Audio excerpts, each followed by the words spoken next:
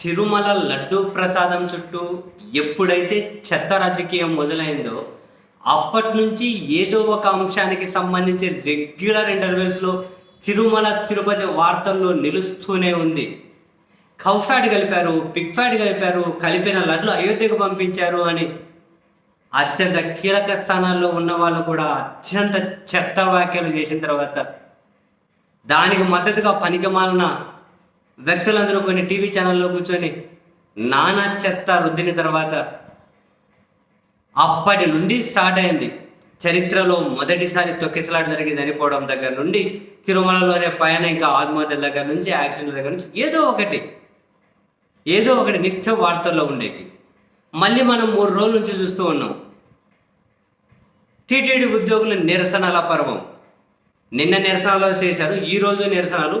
TTD పరిపాలనా భవనం ముందు కూర్చొని పాలక మండలి సభ్యుడు నరేష్ క్షమాపణలు చెప్పాలి, ఆయన తొలగించాలి. ఎందుకని మొన్న చూశాంగా కర్ణాటకకు చెందినటువంటి పాలక మండలి సభ్యులట నరేష్ అనే వ్యక్తి ఇక్కడ బాలాజీ అనే ఉద్యోగిని బూతులు తిట్టారు, చాలా చాలా దారుణంగా మాట్లాడారు. తప్పు ఏంటండి? కొన్ని కోట్ల మందికి సంబంధించినటువంటి కొన్ని కోట్ల మంది ఎంతో ఆరాధ్యంగా భావించే ప్లేసులో దాని గౌరవాన్ని పెంచాల్సినటువంటి పాలక మండలి సభ్యులు ఆ విధంగా ప్రవర్తించాల్సిన అవసరం ఏముంది? బేసిక్ లైన్ అండి, ఏముంది? అవసరం ఏముంది? అహం ప్రదర్శించాలి అంటే వేరే ప్లేసులు ఉంటాయి, పొగరు ప్రదర్శించాలి అంటే వేరే ప్లేసులు ఉంటాయి, అధికార దర్పం ప్రదర్శించాలి అంటే వేరే ప్లేసులు ఉంటాయి. కానీ అక్కడికి వెళ్ళి ప్రదర్శించాల్సిన అవసరం లేదు కదా. ఏమవసరం? శ్రీవారి దగ్గరికి వెళ్ళి దర్పం ఏంటండి, అహం ఏంటండి? ఎవరికైనా అవన్నీ పోవాలనే కదా అక్కడికి వెళ్ళి మొక్కుతారు. మరి వీళ్ళు ఆ సంస్థ ప్రతిష్టను పెంపొందించేకి వచ్చారా తిరుమల పాలక మండలిలోకి, టీటీడీ పాలక మండలిలోకి? ప్రతిష్ట ఏమన్నా కనుక దిగజార్చేకి వచ్చారా? ఏం జరుగుతుందండి? ఏం చేద్దాం అనుకుంటున్నారు? ఉద్యోగులు ఇక్కడ నిరసన చేస్తున్నారు, నిన్న చేశారు, ఈరోజు చేశారు. ప్రభుత్వం స్పందించకపోతే సోమవారం మా ఐక్య కార్యాచరణ ప్రకటిస్తాము అన్నారు. మొత్తం ఇదంతా ఈ సంస్థ అంతా నడిచేది కోట్ల మంది భక్తులతోటే కదా. ఇప్పుడు ఉద్యోగులు కూడా నిరసన ప్రదర్శన చేసుకుంటూ వెళ్తే అల్టిమేట్గా డైరెక్ట్గా ఇండైరెక్ట్గా భక్తులకు సంబంధించి ఏదో ఒక రూపంలో ఇబ్బందే కదా. వరుస పెట్టి నిరసనలు లేదంటే మళ్ళీ ఐక్య కార్యాచరణ ప్రకటిస్తామని చెప్పి వీళ్ళు అంత సీరియస్గా ముందుకెళ్తే అల్టిమేట్గా భక్తులకు ఇబ్బందే కదా. వేల కోట్ల రూపాయలు డబ్బులు ఉన్నటువంటి సంస్థ, ప్రపంచం నలుమూలలో కూడా భక్తులు ఉన్నటువంటి క్షేత్రం.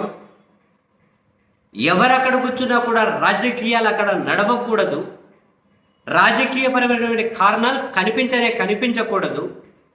అటువంటిది అక్కడ రాజకీయాలు చేయాలని చెప్పి ప్రసాదంలో పిగ్ ఫ్యాట్ కలిసింది, కౌ ఫ్యాట్ కలిసింది అంటే మళ్ళీ మేము భక్తులము, మేము ఇంకొకటి ఏం చెప్పేవాళ్ళు, అటువంటి చెత్తకు మద్దతు ఇచ్చేవాళ్ళు కొందరు అప్పటి నుంచి. ఇప్పుడు చూడండి, ఇంకా పాలక మండలిలో సభ్యుడు ఏ విధంగా.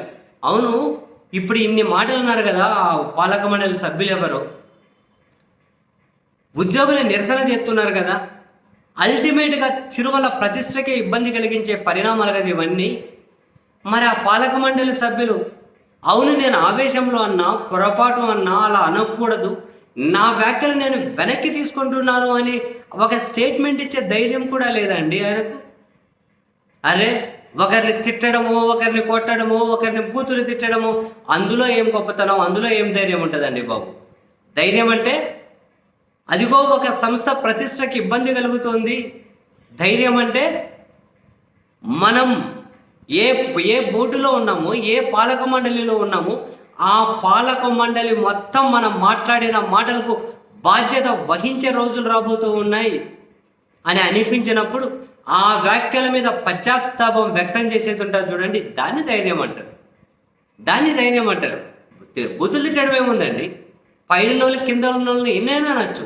ఒక పాలక మండలి సభ్యుడు అంత పెద్ద స్థానంలో ఉన్న వ్యక్తి ఒక ఉద్యోగిని అనడంలో అందులో పొగరేముందండి? అందులో ధైర్యం ఏముంది? అంత బూతులు తిట్టిన వ్యక్తి తన మాటలు వెనక్కి తీసుకోమానండి, ఎంత హుందాగా ఉంటుందో అప్పుడు ధైర్యంగా అనిపిస్తుంది. ఎందుకు ఆయన వెనక్కి తీసుకోరు?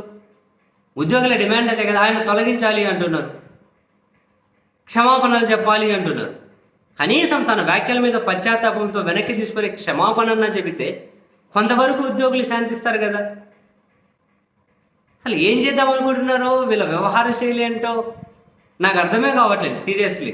అసలు వీళ్ళ ప్లాన్లు ఏంటి, వీళ్ళ ఆలోచనలు ఏంటి, ఎందుకు ఇలా చేస్తూ ఉన్నారు?